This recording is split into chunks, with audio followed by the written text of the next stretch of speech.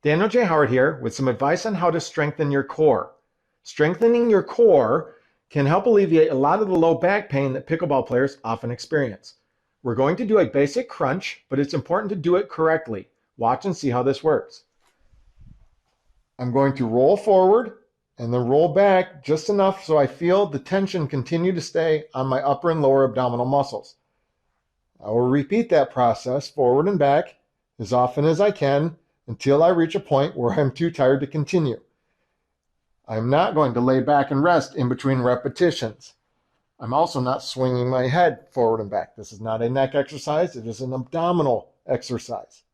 If I want a more advanced version, maybe I can cross over my knee to my elbow.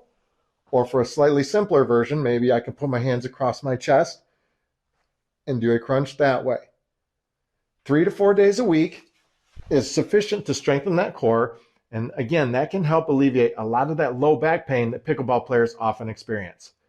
Go ahead and give it a try. Make sure you're doing this well, doing it correctly, and have a little fun with it.